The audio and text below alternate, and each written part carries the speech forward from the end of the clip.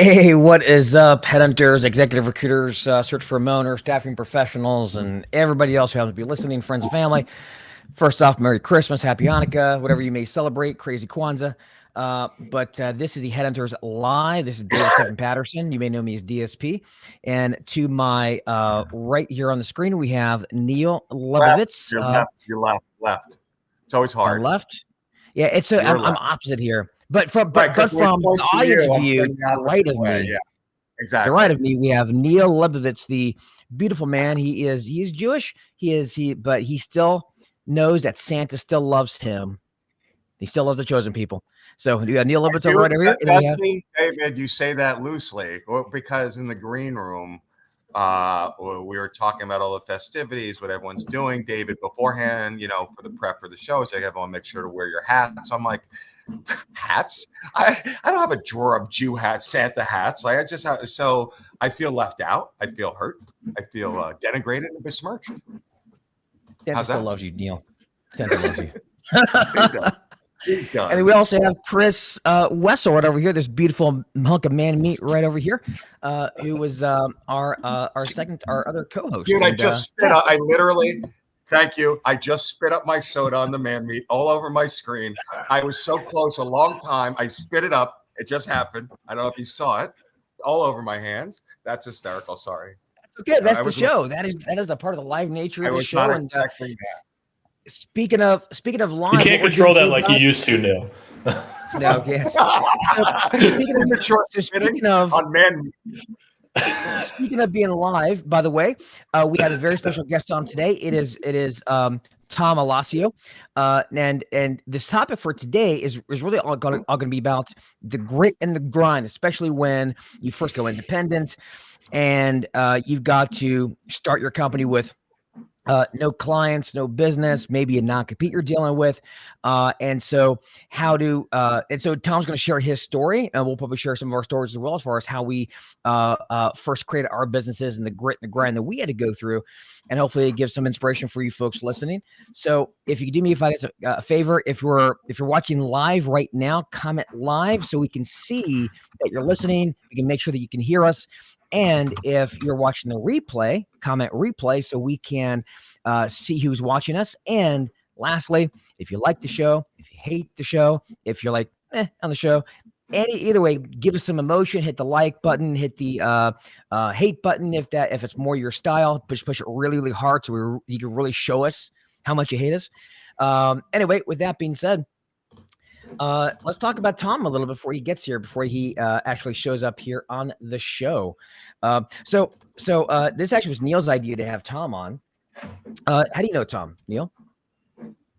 Well, so I know Thom the way probably a lot of people do is there's this guy that I started seeing in my group way back, just helping people, giving tips, whatever. Started getting more and more visible. Did lives in my group, so I'm doing some lives in yours for no reason, not promoting anything, just being a great guy, great recruiter. And he's just, we just all known him. So he has this round table he'll talk about, which is a regular show he does with everyone. Great topic. It's just, I just thought, you know what, like we're talking about the grind and all that. So how do you know him? I'd say the same way, through just being a really good helping everyone out. I don't know. How do you know? Well, yeah, they're from the groups, and they're just like certain people chime in on stuff, and you just know pretty quickly that they actually know what they're talking about, and they've actually like done it, and the stuff they're talking about isn't just like hypothetically. You're like, yep, that happens, right? So you see that, and you just got really active, and that the roundtables he does are a great feature of the group that a lot of people get together on Fridays. I met some pretty good people that way. Even a couple of people I've collaborated on some projects with. So he's had the chance to talk to a ton of recruiters in this group on a weekly basis. So I think he has a lot of great insights to share from all those conversations. And you want to hear a small world, right? Here's like 6 degrees of Kevin Bacon with Thom Alascio, right? It's I don't know if I'm mispronouncing his name. Sorry, Tom. But Steve Finkel, right? As we know, we had on the show, was really big. My cold call timing was perfect timing because he was engaged. He wants to do it himself now, and he's already engaged with someone. Guess who that person was he was engaged with? Thom, unbeknownst to me. Thom, from my understanding, Thom, will get him on the show in a second. Thom introduced Ben Mana, who said, you want to do a show, and we'll grill Thom. Why didn't he tell us to come on Headhunters Live? Let's bring him on, David. But that's a deal. So from my understanding, he's the one that orchestrated his thing with Ben, made him open to it. Then we came in, and I had no clue, right? So hey, how do you know him, David? Let's bring him in. How do you know him? Same way from the group and from you as well. I chatted to him a few times. A really good guy, has a lot of knowledge, and I like his experience figuring out a way, right? Because there are so many obstacles in the path for anybody in this business, whether you work for somebody else or not, doesn't matter. At the end of the day, we're in a very entrepreneurial type of business, and it takes a certain sort of gunslinger ethos. Just that mindset of just making shit happen. And so that's what I like about Thom. And the one thing I'll say about Thom as well, before we bring him on, we'll run him in about 2 seconds, is that he was sport enough to actually wear a Christmas hat. Chris, you have no excuse. You have no excuse. Is it because you don't want to mess up that beautiful head of hair? Well, I mean, it takes a little while to get it like this, but I wasn't reading our little chat, and before I looked on, I jumped on, I looked for the link, and then I saw you like, oh, we're all gonna wear Christmas hats, and I was like, whoops. There is no excuse for me. So yeah. Well, let's bring Thom on. You need a mold for your head, right? When you do your hair in the morning, do you use a brush? You just like put the product in, put a mold in it, clamp it, let it dry and set and come back. That's what I'm thinking. It is a process that I'm teaching my 4-year-old as well. But also the other thing with Santa hats is I don't know, you see Neil, I've got a giant head. So like regular hats they don't just sit like on top. So there's that. That's your head is massive. Okay. You're like Max Head Live, your presence. For one, you are man, you're very handsome. 6'2", whatever, muscular, but your head is massive, brother. Like you're in the room. And now you're making it bigger. I'm kidding. Let's get it in there. Bring Thom I in. didn't know. There you go. All right. Anyway. Oh, his lights up. His lights up. Wow. About that. There we go. So I thought, you know the Hanukkah song? Yeah. Don't kiss Neil's ass. He's not in. That's not going to get you anywhere. We're getting a copyright strike, but that's okay. It's Christmas. Adam Sandler. Honest to God, think about it. My brother wrote in. There's no Jew. Like there's a million Christmas movies. Not one Jewish movie. Name one. This is it. The only closest thing we have is Adam friggin' Sandler and the Hanukkah song. Right? That's our claim to fame. Good one. It's really? a good one. Well, I'll tell you what. See, I get to experience both. So my better half is Jewish. I'm Catholic, so I get to do Christmas. We do some Hanukkah stuff as well. So we're gonna get the best of both worlds, which is nice. But again, Santa loves you all. My brother's Muslim, so I get all of it. Yeah. Well, Thomas, let's. Go ahead. Well, I want to ask you this, Thomas. I want to have you introduce yourself to the audience. Let them know who you are, what you do, just your general backstory before we get into the how you started. But before we do so, I do want to ask, you Thomas, but you also go by Thom. But I notice you got a THOM, and that's pretty different. It's a different way. Yeah, like Tom McCann. Is that something that you decided you wanted to be different, or is that more of like your parents? When I was in high school, I wanted to be different, so I changed my name to THOM. In 9th grade. Okay. Was it anything to do with the English muffin? Thomas? Nope. Perhaps. I had to do that. I was a big punk rocker, and I wanted to differentiate myself and be different and all that type of stuff. So I needed to be different. That was really seriously. I was, Sex Pistols, Minor Threat, Coercion to Conformity, the whole 9 yards, the Mohawk, everything, and I needed to be different. So he was going to CBGB and all that stuff. So rebellious. My family. You weren't such a wild kid. Tommy, and it drove my mom crazy because THOMMY does not look right. Mohawk. I'm trying to imagine what you look like with a Mohawk. Well, I do appreciate. It looks a lot like his headdress currently. It looks like that. Can I just interrupt on an interesting thing since it's the holiday season? When we were talking about Thomas. By the way, you're such a wild kid, putting an H in there, you wild boy. You're making it sound like, I'm so wild, I'm so independent, I put an H in my name. Thomas, ooh, you wild. Rock, man. Hardcore. Yeah, I know you're wild. I don't want to take away from that. So anyway, Thomas's English Muffins, the nooks and the crannies. So anyway, I was around over 2 weeks ago. I'm like, what the hell's a cranny? Do you guys know? We know what a nook is. A nook makes sense. What's a cranny? Do you know? I found out. The crannies... No, crannies is the river flow. The nook's the hole in it that holds the melted butter. There is a cranny, but you've never used the word cranny except for an English muffin. And nook and cranny together, Thomas's has it. Now that's a rebel, my friend. That is a rebel. Okay, that's all. I learned something today. Dropping the English muffin knowledge. That's pretty cool. That's actually where Thom keeps all of his recruiting knowledge, is in those nooks and crannies. So we're gonna dive into his nooks and crannies today. What's your differentiator? Nooks and crannies. There you go. That's it. That's more great. All my candidates are in nooks and crannies. Where do you find your candidates? In nooks and crannies. My differentiator is books and trannies, but whatever. Anyway, David, this is your show. This is the time we're supposed to lead to a topic. Yes, it is. Yeah, rein us in, David. Rein us in. Thom. All right, so Thom, so who are you? What do you do? Tell us a bit about your backstory before getting into like how you actually started. But okay, so, 30,000 foot overview. Alascio. I've been a recruiter for 26 years. I started September of 1996, October 1997. I opened up my own firm in 2011. I worked for a management recruiter's office for 97 to 11. So what? That's 14 years. Was a managing partner, headed up the construction civil engineering division for them, and then went off on my own. That office was a management recruiter's top 10 office, 2 years running. I was a top 50 account executive 5 years. We did $4 million with 12 recruiters. And then the economy imploded, and my boss could not manage out of a recession. He didn't know how to. He could only manage when things were good, and everybody left. I was the last recruiter in 97. I went off on my own and opened my firm in 2011 and have been doing this ever since. I love it. I love giving back. That's why I do what I do. And all the groups you guys were talking earlier, I love helping other people. I love giving back. And I want to make the recruiting industry level up, more of a relationship. We want to be looked at like accountants and attorneys and not as used car salesmen. So that's what I'm big about. Yeah, that's a good point. And I'll tell you what as well, Thom. You may have noticed this, but when you teach other people, they say those who can't do teach, and maybe that applies in more of a university setting. But in the real world, a lot of times when you train somebody on something, it actually makes you better at it, right? Because you have to think about how things. For example, the example I like to give is wrestling. I know a guy who was a wrestler in college, and he was pretty high ranked, but he said he didn't get really next level good until he spent a summer at a summer camp teaching wrestling to high school kids.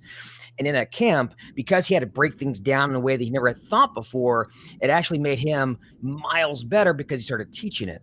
Have you noticed that when you start helping other recruiters, it really kind of ups your own game in a lot of ways? It does, because I remember stuff that I forgot, if that makes sense, right? Yeah. So when I'm trying to help someone, I start thinking about what did I used to do when I got into that situation. I don't get in that situation anymore, so I have to think back about what I used to do, and now I'm like, oh, I can apply that to this, or I can adjust it to this. So yeah, you're absolutely right. Having to break things down the way we used to do it makes us better at what we do now. Yeah, it forces you, right? If you want to teach things the right way.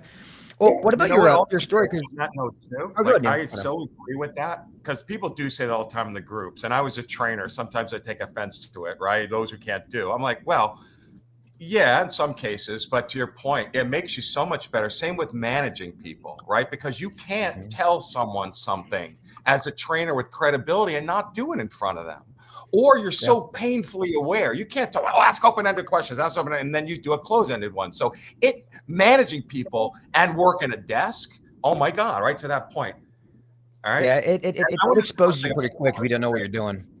Thomas and Chris are both super altruistic. That's what I love about it. You guys are on here to share. No, seriously. We're just working for a living and trying to, help each other. But there's nothing in it for you. There's no promotion ever. Even Thomas today is like, I don't need you. Don't mention my roundtable. It's your show. I'm like, well, whereas David and I, we do it for our brand, for our marketing. We're sincere about it, but I'm just saying this is really amazing. So go. With that said, keep going. I love it. Well, Thomas, talk to us about your start. You got a really cool story, and I want to just dive right into that, because you said you started your own from 2011. The firm you were at basically imploded, right? And so you went through a fairly nasty divorce, not natural divorce, but divorce from MRI, right?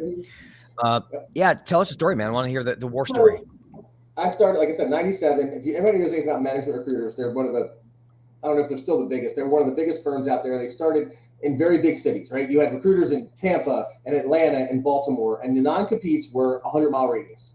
And oftentimes, manager recruiters, and I've talked to billing managers, I know 2 billing managers I'm still friends with today, they would say, hey, management recruiters probably knows they're going to lose, but they would sue you to bankrupt you if you tried to leave, right? So that was their big thing. They did not want anyone leaving. So I signed up the non-compete at 100 miles, and I started with them in '97 when long distance was getting cheaper and cheaper and cheaper. And then when we started to grow, we started having recruiters that were doing, an industry, construction, electrical engineering, mechanical engineering, and everywhere. So when the newer people came on, the managers thought, oh, we're going to get new non-competes, and it was industry specific. If you left, you couldn't work in that industry for 1 year. Well, I had never signed that. And so when I went to leave, there was a big argument over, well, you have to abide by the industry non-compete. I said, I never signed it. And they said, well, you signed a handbook. And I said, well, sue me. I don't care. You can't get blood from a rock. It was the middle of a recession, right? Things were really bad. And I said, go ahead, try it. So I packed up all my stuff and I moved 1,000 miles away because I didn't know anybody in Jacksonville. I was living in Vero Beach, Florida. 100 miles would have been like Jacksonville or the Georgia border. And I moved all the way back where I'm originally from, slept on the couch in my brother-in-law's house, rented a little office, and started April 1st, made my first deal April 15th for $17,800 with a company called, oh my God. Don't say it. Their phone's going to ring off the hook. Don't do it. Insulated panel company in Colorado, and the rest is history. That was it. That's 17.5. Because I only had this is getting crazy. I had 3 horses, 3 kids, 2 car payments, a house payment in Florida, a wife who didn't work, and $9,000 in the bank. That was it. All the money I had in the world. I moved up here, and if I didn't make a placement in the first month, I was screwed. So I made a 17.5 placement, and I just kept pounding and pounding and pounding. Moved my family up in July because we went to July 4th in DC, and the rest is history. Going strong ever since. A gun to the head is very motivating, is it not? How scared were you? How much was fear a motivator? I may sound strange, but I truly believe, with the trope, 100% of the shots you never take. And I also believe in myself. I will figure it out. I will never not figure it out. I will always make a I will always make a placement. I will, if I have to, go into a different industry. I knew that once I was up there, I knew I'd make a placement. There was no fear because I know my abilities. I know that sounds very egotistical and strange, but I knew I may not have been able to. But that's mindset. That's mindset. That's failure is not an option. It's not delusional, because sometimes people think they're going to succeed at something and they are delusional because they have no plan. But you knew what needed to be done. Yeah. And so in your mind, you're like, this is going to happen and I'm just going to keep going until it happens. But you also had the roadmap for I know how to do this. It's going to get done. Right. So, that's a mindset thing, not an ego thing, I think. And let me ask you because it's related. One thing, Neil. My boss sent a letter to every single one of my clients that said, if you use Thom Alascio, you will be in breach of a contract and you could be sued by us. And 2 specific clients, one that I had a friend relationship with, we would go out and get drunk and we'd go play golf or whatever, sent a packet saying that I was cheating on my wife, that I was being investigated for robbery, that I was a drug addict and an alcoholic and all this stuff. And not every single client laughed at it, but 2. They were concerned because they were bigger companies, but within a year, they were doing business with me again. So it did not work. Go ahead, Neil. Well, look, Tom, at the end of the day, you being a drug addict and alcoholic and your wife, that doesn't make you a bad recruiter. In fact, probably makes you a better one. So, you're more motivated to make money. I was asking, Tom, the fear is huge, right? And that's a big thing people can relate to. And it debilitates most people. And you had so much going on to add to that column, which is why I asked. And the second follow-up question was, why did you not do what most people do, which I think is a big mistake, is they're so scared and they figure, well, I can alleviate that by getting a partner. And partnerships are a whole other thing we have to have a show on, because that's fraught with issues and they very often don't work, right? So you didn't do that. So, let's talk about all that too. Why did you? Partner that can help me, but he couldn't. He came on board and couldn't sit in his desk. right? So I do contribute. Like he let me once I was up there and he saw things were going. He let me like 15 grand the next month if I needed it. So he kind of helped me a little bit and was going to become a recruiter. And then he worked for a couple months and realized he couldn't. He was an amazing recruiter. He's absolutely amazing. As good as me, he could have been as good as me. He couldn't sit in the desk. He hated being in an office. So he ended up. Interesting. So even you. So, but my we point is, like, we still work together, and I still consider him a partner. Yeah. Anyway, I'm going to turn it back to David, but I'm going to just say it's an interesting point because most people do that. There's an inherent, and I did too before I opened Boss. Okay, the reason Same I was here. so late, I had one for 10 years and a messy right? partner divorce. Yeah. And it's the easy angle because it feels like I could share the fear, the risk. I'm not in it alone. And then you take that plunge, and it's a mistake most of the time. Like, and that's why I thought you didn't do it. Now you did, it didn't work. I didn't because I was scared. I didn't admit, I just didn't. Why? I'm Mr. Entrepreneur. If I work for big companies, like finally, I did it alone. I'm 100% owner and boss, but it took COVID to force me to do it. Right. So it's a big thing. Anyway. Yeah. Partners is like perceived safety, and a lot of times it isn't. But you're basically, and you could get a great partner, and you knock out of the park with him or her, and works out great. But just equal of a chance of it not working out because, what I hear a lot, and I've experienced it before, is when let's say you're both partners, but then you don't set clear expectations or boundaries, and then you feel like you're doing more of the work, but you're only getting half of the money, or you feel like they're kind of a drag on you, or maybe you don't agree, and especially if you're completely 50-50, you have to really know a person really well and have worked with them before in a partnership level to do that. But once you get to the point where you're more confident what you can do and in business, I mean, go on your own. Partnerships really are really tough to manage. They'd be great, but they're tough to manage for sure. Go for the right reason, right? Do a partnership because your partner enhances your skill set. You have to Chris's point too. You have to have a plan. What is there a strategic reason to partner? They're good at this. Not because I'm scared and I'm going to do it with someone, which is why everyone does it, right? It is. That's my point. Yeah. I also I think when you get a partner, they have to be like you, right? Like I'm a different animal, right? I usually don't work more than 30 hours any week, right? Same. People look at me like I don't want to bill $1 million. I don't need to bill $1 million, right? If I worked 45, 50 hours a week, I could probably bill $1 million. I don't need that. I like my family time. I want to go do stuff. I want time off. So I want my weekends free. So I would much rather, not have a partner. If I did have a partner, he have to be just like me. Like, hey, I only work 30 hours together. We were on the same plane. I don't want a partner. It's like, dude, why aren't you here? Like, well, it's 10 o'clock. I just woke up, right? Like if I was going to have a partner, they have to be like that. That's very true. You have to have similar work styles. And it's an interesting point you bring too about like solos, like, and the balance, because there are a lot of people who are like trying to just maximize their financial input, right? And they're basically like, I'll work all the time because I want to hit that number, $500,000, $1 million or whatever. But one of the reasons Tom and I get along well and talk often is I'm the same way. My wife is still astonished sometimes at the fact that I don't take meetings before 9 or after 4, period, for years. And I bill hundreds of thousands a year. And I could do more, but I also, I got my 4-year-old, I got stuff I want to do. And I just, I got other stuff I get involved in.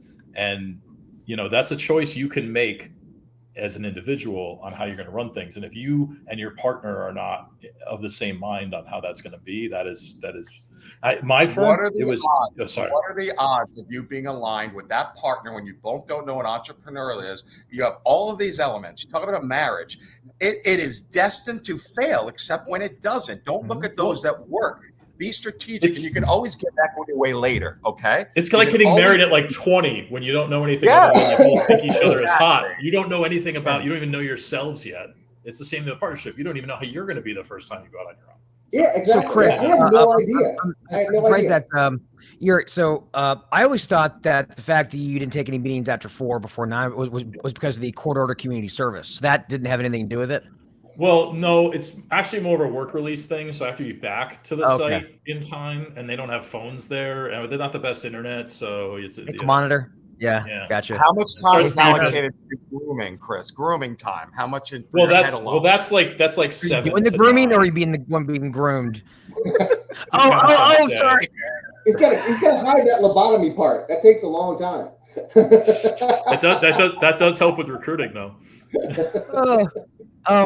Hey, Tom, so I want to ask this. So, obviously, when you started your business, I imagine you didn't spend months building your business plan, doing market analysis, doing a bunch of research, talking to every friend about your plan. You just went and did it. And I always say that you learn how to start a business. That was it. Well, I say that you learn how to start a business by starting a business. You don't learn how to start a business by thinking about it. You learn by doing it. So, but I want to ask. So, for anybody who isn't going to go independent, let's say, what lessons did you learn having gone independent like that, and probably did it again because you were in a situation where you had a gun to the head, so you didn't have time to create this crazy business plan to figure it out, or did it, you actually had to figure it out? What I'm a lessons? bad businessman. I will tell you that. I'm a great recruiter. I'm a bad businessman. So to As- have somebody yeah, that can that's- help you put together, how, an S corp versus an LLC, when you're going to pay taxes, how are you going to do all the things? That was like my negative is that I was not good at the back end business side of things. Like I didn't pay the checks came in, I stuck them in the bank, right? And then that was it. You're a right? producer. You're like, I sell, I So recruit. it was hard to figure out how Slinger. to do what you need to do to run a successful business in the back end. Forget the production thing. It's like, how do I pay myself? What about benefits? What about retirement? What about this? What about that? And when stuff goes down, who's going to take care of it, right? So one of the things that, like, I got some recruiters working for me, and I run it more like a real estate agency because I understand now I understand the back end stuff, so I can give that information to people versus trying to stumble along and do it. So yeah, if I could go back, it would be starting as an S corp and getting someone in who could show me how to set the business up. So when the checks came in, I knew how to, do all the stuff you need to do to have a W-2 and that type of stuff. I wish there was a you back have a name. office solution that one could outsource that to and not worry about it. That would be such a great business. Back office, a solution for staffing. Back office staffing cost. Shameless promotion. Backoffice.com. So I will say that, and I'll go to my story a little bit because I think it's also relevant because I was very much the same way. I didn't know what I was doing at the time. I had no idea. I had to figure it out. And I didn't. Do you want to finish chewing first, Dave? You want to finish your meal first? No, I've got cough drops. I'll be doing it the entire time. Yeah, I at least muted while I was eating my pretzel rods. Right. Don't get too excited, Neil. I'll try to chew it. But basically, so when I started, kind of long story short, but I started with no money. I burned through it all really quick. It took me about 6 months to make a placement because I went through, I think, 8 or 9 offers. They were all turned down. Like it's just turn down. And I just felt like the universe was against me. So I finally made my first placement with a Valero Energy. It was an SAP FICO analyst for $27,000. And I'm waiting for the check because that's how they used to pay bills back then. Is they used to write money and sign it on a piece of paper and you take it to the bank. I still get a lot of those. I got one last week. And I still have a frame, by the way. So I got the check, finally got it, and then I realized I need to open up a bank account and incorporate. So I had incorporated a couple weeks earlier because I had never incorporated because I didn't have any money. I found the money to incorporate and then took the check, went to the bank, opened up a business account, and they said, "Oh, this looks kind of suspicious." And so they didn't take, or they said they'd take the check, but it'd be 2 weeks for me to see the funds.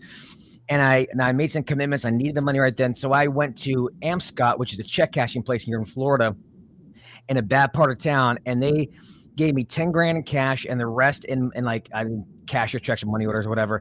Took me $500 to get it cash there. I was sweating bullets walking out because it was a bad part of town and everybody saw me get 10 grand in cash and 17 grand in cash equivalent. But I went back to my bank and said, "Do you take cash? Here's some fucking cash." And but that's how I started. And obviously not the best way to start, but just goes to show you that you can make a lot of mistakes, but billing solves a lot. So it's if you can go out on your own and just figure out a way to start billing, get cash in the door, solves a lot of problems. You can do a lot of things with that, but you don't need this big business plan. You don't need any of that. You just need to get out there and figure out a way to start billing. That's at least that's and then you fine tune it from there. You fine tune it from there. Fine-tune it from there. Exactly. But cash flow And, buys you a lot of time. All these people get paralyzed. Like they want to get started and they're like, should I be an LLC? Should I be an S Corp? You should get some customers. Get a check in your hand and figure out how to do it. Like you said, that's a perfect example. Like wait till you have a check to deposit. And like then you're like, because you're like, I have to create this entity because now they have to pay me, right? Like the paralysis. Chris, you say that all the time. I'm just saying, you say that all the time online to people. That your point. It's all the time that comes up. You're right. Like it's just people, right? That's the 80-20. That I forgot that famous book. But people, business entrepreneurs make the mistake of spending 80% of their time on the BS. All your time, and more than 80, but 80%'s got to just get clients. When I should I spend money on a website? My website sucks. No one ever looks at it. Like my website, I made it myself when I opened. It was embarrassing. I got revenue. I got focused on the show. That was it. Go ahead. No, Thomas, you're right. And we glossed over that. And to Chris, we see it all the time in the groups. Anyway, yeah, great point, Chris. Well, I mean, look, at the end of the day, like things like a website and all kinds of stuff, it is important. Don't get me wrong. Like, if you're, because it does actually, having a bad website can hinder you getting business, because if people look you up and say this person look legitimate, and you don't, that can be a factor. So you definitely want to get a good website and do all those things to get that look of legitimacy. But again, but at the end of the day, it's all about billings, getting clients, right? So don't get all that stuff ready and at the cost of working to get clients. That's the most important thing. Get some clients and then do all the back end stuff to make everything work and make everything look pretty. But get clients. Yeah, go Thomas. I think it's different though between like Chris and I, for example, is we already had business. Thomas, right? Could you move your mic a little closer? A couple of people have mentioned it's hard to hear you, and I'm having it a little too. I just want to let you know that people posted. Is that any better? Is that any better? Not over. Not over. But it's not a big deal. We can hear you. Let's not stop the show. Don't worry. Uh-oh, now we're gonna lose them. Is that better? I saw someone post about creating a business plan. I've never done a business plan. I've had a couple of businesses that build tons of money over many years. I never had a business plan. I never went to a bank and borrowed money. Yeah, we can hear you. Go ahead, Thomas. A business plan is only as good as the amount of coffee rings on it. If you got coffee rings on and it's dog-eared and used, it's a good business plan because you're using it. But if it's a business plan that is pristine and never cracked open once you write it, it's a shitty business plan.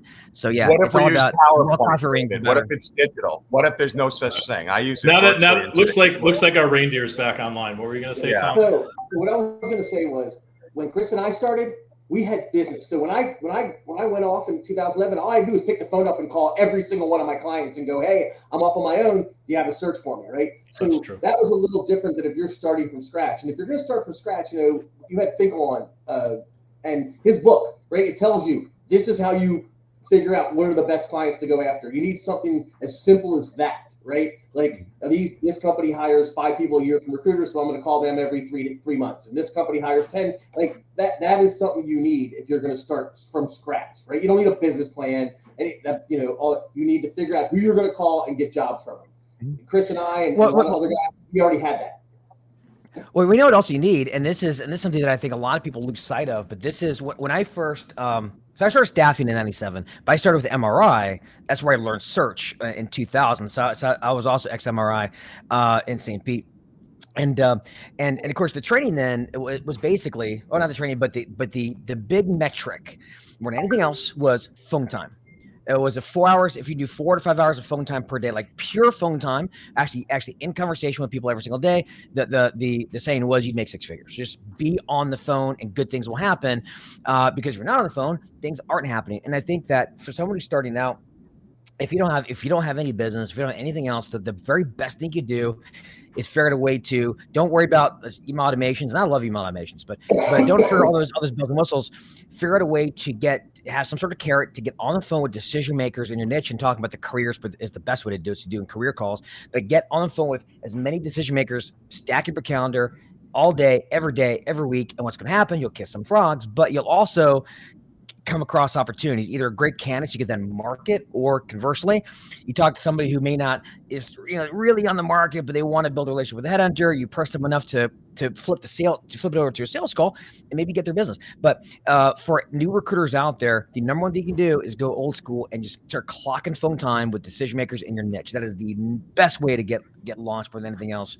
And I think a lot of people forget that because we're so enamored with LinkedIn and email and all the different bells and whistles, which are great, but nothing replaces real conversations with real people who are making decisions to hiring in your niche, bar none. But how can I send 10,000 more emails? That's what I want to know. Like, It's simple as marketing. Now that said, though, I will say, a lot of people talk shit about automation, email, and those things are good to get those appointments. So it's a good tool to use. But I remember the days when veteran recruiters would look down on email. Like, if you're using email, you're not a good recruiter. You need to be on the phone constantly. Don't even send a resume until you book the appointment, the interview via phone, and confirm it. And then I also remember a time when veterans would look down the noses at recruiters who would lower themselves enough to post a job on a job board. Right. I also remember a time when basically you can't put the relationship on LinkedIn. No, that's a flash in the pan. Like, so all those tools are great and we all use them now.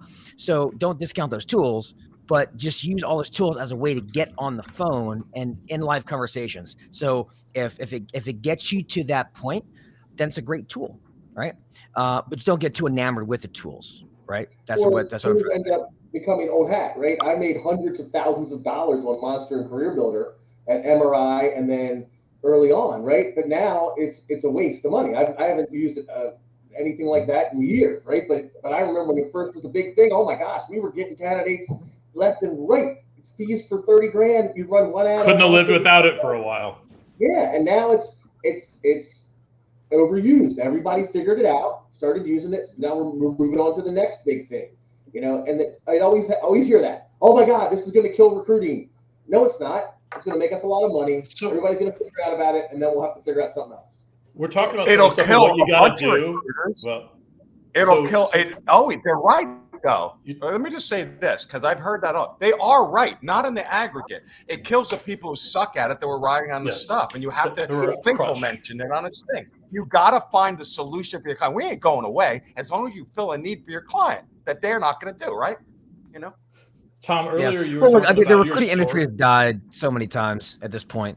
It's just in one ear out the other. It's always died. Anyway, sorry, Chris. We were talking about like what you got to do and what you got to do. And I know Tom mentioned that, he and I both, when we went on our own, we did have people we could call upon. But when Tom went to another market entirely where he didn't know anybody, like, how did you, for the benefit of the listeners and that are kind of getting started on their own, like, what were some of the first things that you did? Like, and what were you spending most of your time doing to build up a name in a space where you didn't know anybody?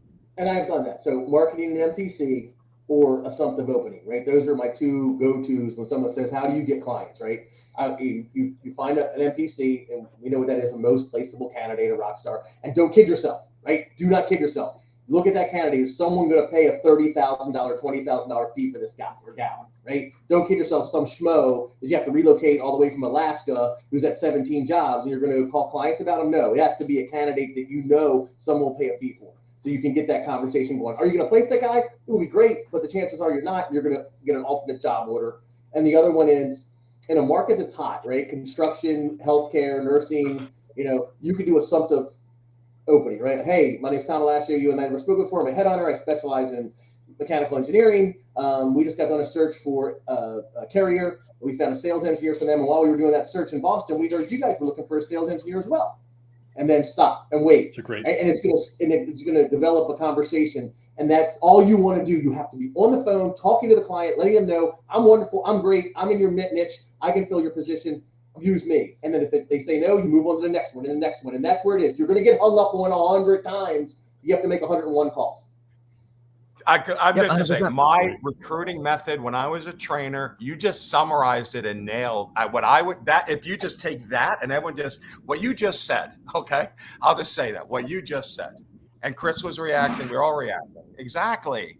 That's And it. it's, you know what it does too is if you're talking in a market, and Tom's point was important about it has to be something where there's a lot of activity, right? Because if you call someone and you just pick a random company, you're like, hey, I heard you guys are hiring, you're going to sound like a fucking idiot. But if you are in a space that you know is busy and you know people are always hiring, they pick like nursing or something where there's always like a shortage, that the person, like if they say, oh no, we're not, and you're like, oh well, just, oh, that's unusual, just because I know everyone in the space is hiring, et cetera, like you don't fall flat on your face. You can pivot, still sound like you know what you're talking about, because you do know there's hiring activity in that space. Like that's an important nuance, I think. And I'm going to add on to that. Not only that, but when you do what Thomas is talking about, your objection handling is a piece of cake. As long as you sound credible and you know, listen, this isn't a Sony, a TV.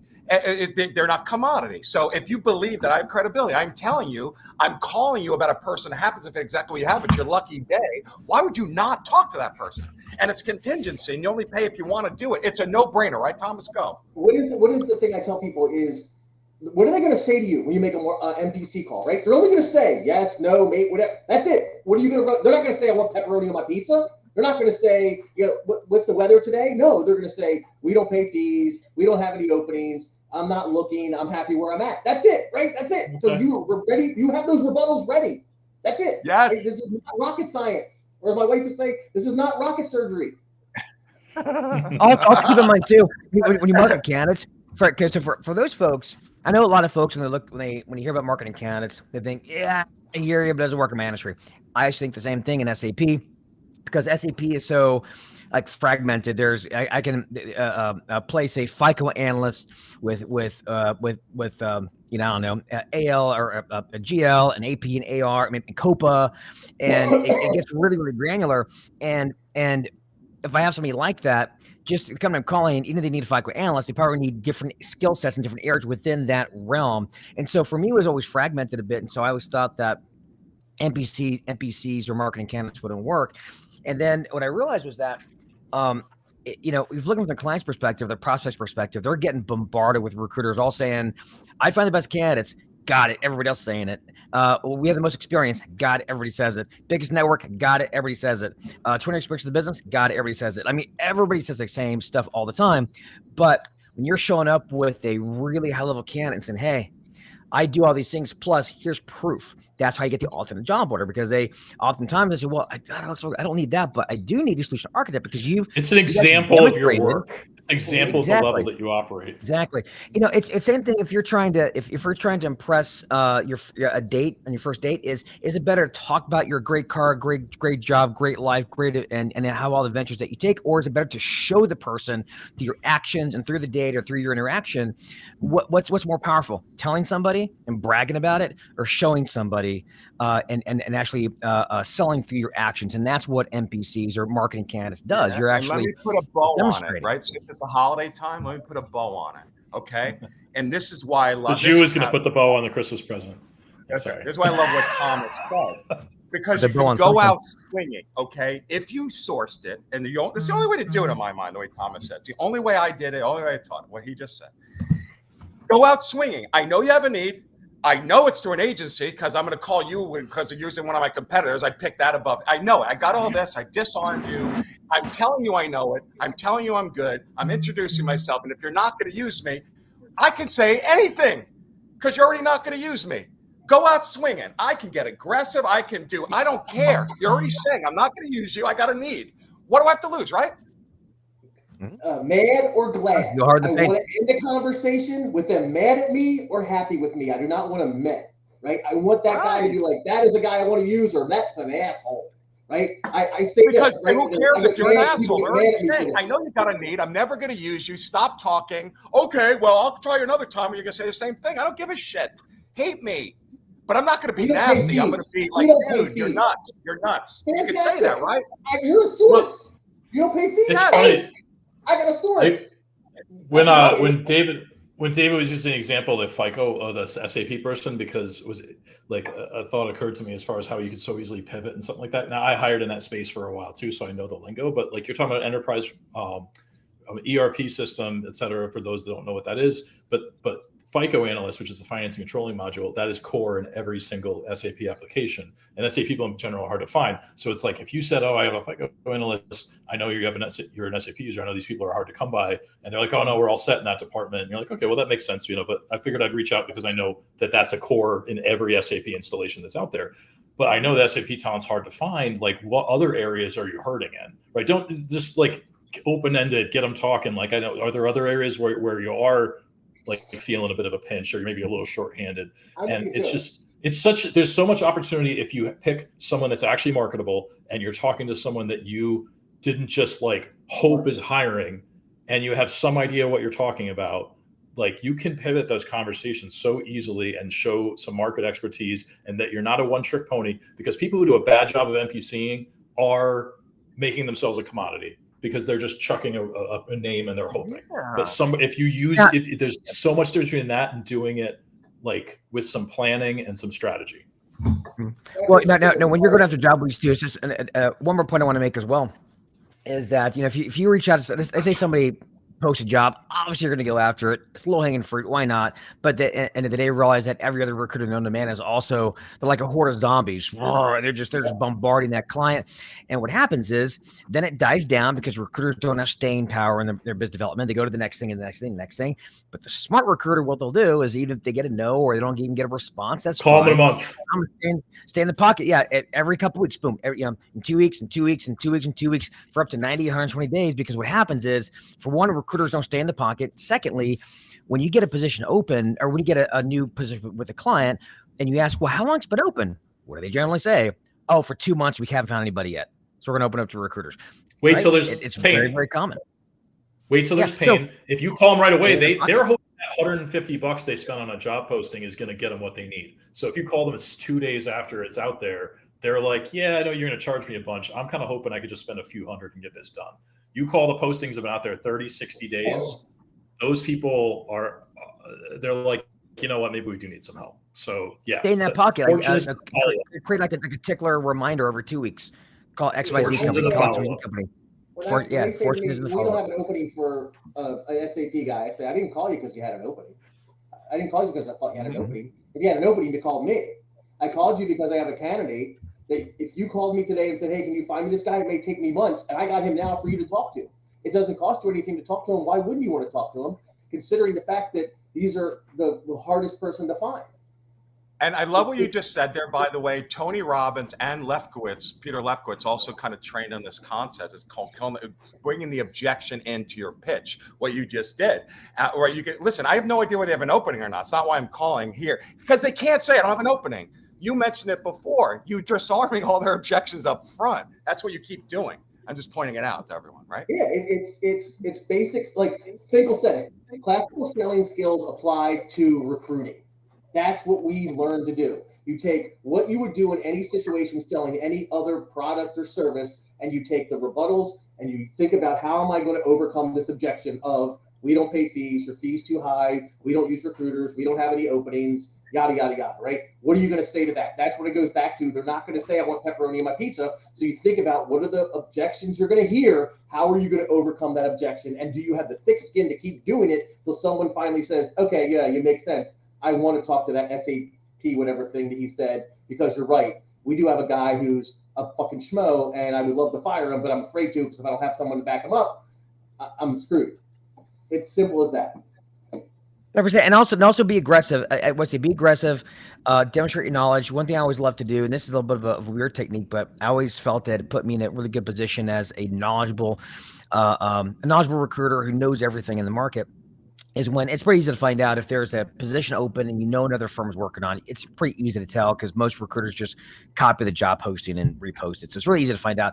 And I would actually use the name of the company in I'd call, email, whatever, but I'd actually say, and I heard you're working with XYZ company. I love doing that because one, it shows an amazing amount of confidence just to say their name, and they're already using them anyway. It's not like I'm giving them ideas on who to use. But I just want to demonstrate that I know the players and I'm not afraid to say their name. So that's one thing. So being aggressive like that, you don't have to play this game of I heard through my shadowy network. You can quite literally say, hey, I happen to see that you're looking for blank, and I know that McGee Resources or whatever resources is looking for the same. Is you're working with them because they post the exact same position on the exact same job board that you're on. Anyway, you see that a lot. You see that a lot. I'll give a tip that I've been. It's called my ambulance chasing. You go on Sales Navigator. You search people who switched jobs in the last year, right? I'm sorry, the last 90 days, but have been at the company for less than a year, right? So anybody who switched jobs in the last 90 days and has been at a company for less than a year, that'll take all the people who got promoted out, right? It's going to be people who switched companies. Then you look at smart. You look at I who wasn't you used to doing work that on for. mine. You look at who you used to work for, right? So you do SAP whatever's, right? And you go, okay, he left Google to go to Amazon. You call the guy at Google and say, hey, I heard Tim Wessel just left. Did you fill his position yet? And they're like, what? Tim left? Yeah, he went to Amazon. I can't believe he left Google to go to Amazon. You want to talk about instant credibility? You're talking to a guy, you've told him who quit his company and where they went to work. That's instant credibility. Yep, 100%. And it's not hard to figure out at all. No. If you want to take it even further, and this is definitely not for the weak or not for the faint of heart. Let's say you do make a placement and you pull somebody out of a company. Why not call the company and tell them that you were the person that took them out? I mean, why not? You're being honest. You're not being mean. It's part of business. That's a great opportunity to make an impact. They may not like it. They may get kind of pissed off, but I want to remember. Sorry. Right? I was going to say, I had a search where not long ago where a guy that I placed maybe like a year or so ago was having drinks with his old boss, and that old boss is hiring for a role. And the two of them were having cocktails, whatever. And they're like, we got to fill this one position. And he was like, who got you to leave? Who's the person who got you to leave my company? And he's like, oh, yeah, it's this guy, Chris, blah, blah, blah. He's like, oh, maybe I should talk to him. And so then that guy that I placed also gave me a heads up. He's like, by the way, my old boss is going to be calling you. But like, he's not pissed. Like, he needs you to find someone, but like, he figures if anybody can do it, if you could pull me out of there. So like, yeah, it can, if you handle it properly, you need to have some nuance there. Some tact and some nuance. But don't be afraid. Don't be afraid to do it. I mean, don't act as if you're ashamed, because there's no shame in our business. So this is we're not poaching people. We're not stealing people. We're giving them opportunities, and especially if the person who's their choice.